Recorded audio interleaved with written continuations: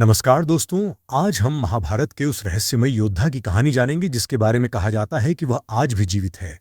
एक ऐसा योद्धा जिसे अमरता का वरदान नहीं बल्कि अमरता का श्राप मिला, जिसके घाव कभी नहीं भरते, जो हजारों वर्षों से पृथ्वी पर भटक रहा है और जो मृत्यु की इच्छा करने के बाद भी मर नहीं सकता। ये कहानी है गुरु द्रोणाचार्य के पुत्र अश्वत्थामा की। अश्वत्थामा का जन्म एक असाधारण घटना माना जाता है। उनके पिता महान गुरु द्रोणाचार्य और माता कृपि थीं। कहा जाता है कि जन्म लेते ही अश्वत्थामा ने घोड़े के समान तेज आवाज निकाली थी। इसी कारण उनका नाम अश्वत्थामा रखा गया। उनके मस्तक पर एक दिव्य मणि थी जो उन्हें रोग, भूख, प्यास और अनेक प्रकार के भय से बचाती थी। बचपन से ही वे अत्यंत पराक्रमी थे और अस्त्र शस्त्र विद्या में उनका कोई मुकाबला नहीं था। जब कुरुक्षेत्र का युद्ध आरंभ हुआ तब अश्वत्थामा अपने पिता द्रोणाचार्य के साथ कौरवों की ओर से युद्ध कर रहे थे। द्रोणाचार्य इतने महान योद्धा थे कि उन्हें युद्ध में हराना लगभग असंभव था। पांडवों की सेना उनके सामने टिक नहीं पा रही थी। तब श्री कृष्ण ने एक योजना बनाई।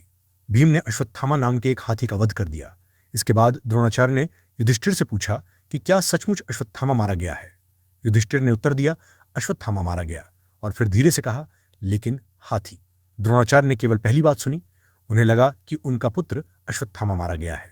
शोक में उन्होंने अपने शस्त्र त्याग दिए और ध्यान में बैठ गए। तभी धृष्टद्युम्न ने उनका वध कर दिया। जब अश्वत्थामा को अपने पिता की मृत्यु का समाचार मिला तो उनका हृदय क्रोध और प्रतिशोध की आग में जल उठा। उन्होंने प्रतिज्ञा की कि वे पांडवों को नष्ट कर देंगे। युद्ध लगभग समाप्त हो चुका था। एक रात अश्वत्थामा चुपके से पांडवों के शिविर में घुस गए। वहां सभी योद्धा गहरी नींद में सो रहे थे। क्रोध से अंधे होकर उन्होंने द्रौपदी के 5 पुत्रों का वध कर दिया। उन्हें लगा कि उन्होंने पांडवों को मार डाला है, लेकिन सुबह उन्हें पता चला कि जिनकी हत्या हुई है वे पांडव नहीं बल्कि उनके पुत्र थे। जब ये समाचार पांडवों तक पहुंचा तो वे क्रोधित हो उठे। अर्जुन ने अश्वत्थामा का पीछा किया। स्वयं को घिरा हुआ देखकर अश्वत्थामा ने ब्रह्मास्त्र का प्रयोग कर दिया। ये ऐसा दिव्य अस्त्र था जो पूरी पृथ्वी का विनाश कर सकता था। अर्जुन ने भी उसका मुकाबला करने के लिए ब्रह्मास्त्र छोड़ दिया। दोनों अस्त्रों की टक्कर से सृष्टि पर संकट मंडराने लगा। तभी महर्षि व्यास प्रकट हुए और दोनों योद्धाओं को अपने अस्त्र वापस लेने का आदेश दिया। अर्जुन ने अपनी विद्या और संयम के बल पर ब्रह्मास्त्र वापस ले लिया, लेकिन अश्वत्थामा ऐसा नहीं कर सके।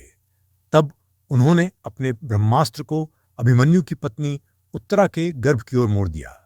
उस गर्भ में भविष्य के राजा परीक्षित पल रहे थे। ब्रह्मास्त्र के प्रभाव से गर्भस्थ शिशु की मृत्यु हो गई।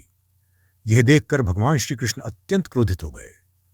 उन्होंने अपनी दिव्य शक्ति से परीक्षित को पुनर्जीवित कर दिया।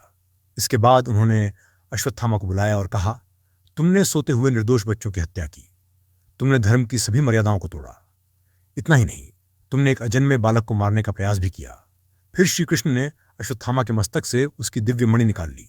मणि निकलते ही उसका तेज समाप्त हो गया। इसके बाद श्री कृष्ण ने उसे भयानक श्राप दिया। उन्होंने कहा, तुम हजारों वर्षों तक पृथ्वी पर भटकते रहोगे।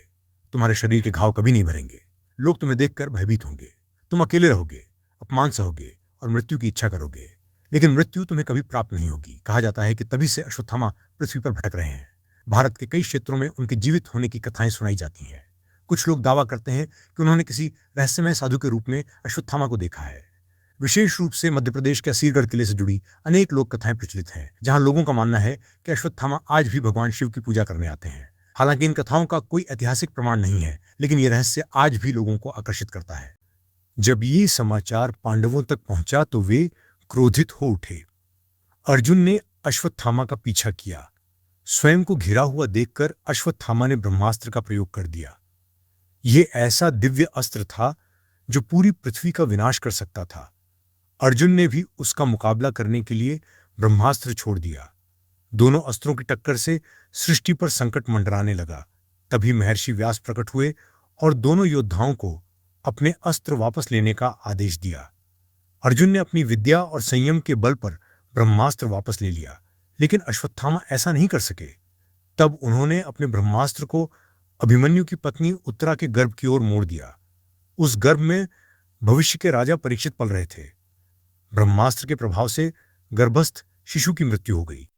ये देखकर भगवान श्री कृष्ण अत्यंत क्रोधित हो गए। उन्होंने अपनी दिव्य शक्ति से परीक्षित को पुनर्जीवित कर दिया।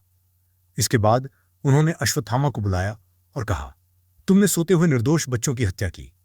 तुमने धर्म की सभी मर्यादाओं को तोड़ा। इतना ही नहीं, तुमने एक अजन्मे बालक को मारने का प्रयास भी किया।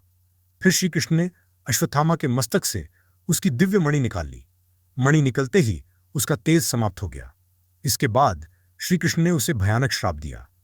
उन्होंने कहा, तुम हजारों वर्षों तक पृथ्वी पर भटकते रहोगे।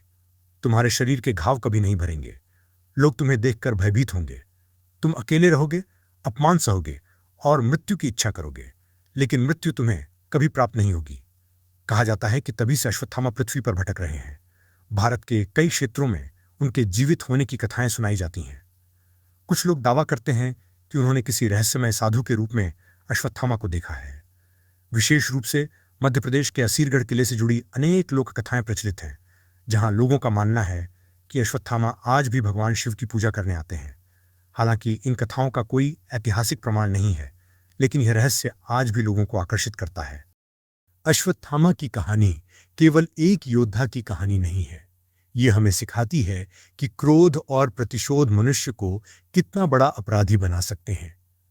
अश्वत्थामा के पास अपार शक्ति थी, दिव्य अस्त्र थे, महान ज्ञान था, लेकिन अपने क्रोध पर नियंत्रण न रख पाने के कारण उन्हें ऐसा श्राप मिला जो मृत्यु से भी अधिक कष्टदायक था।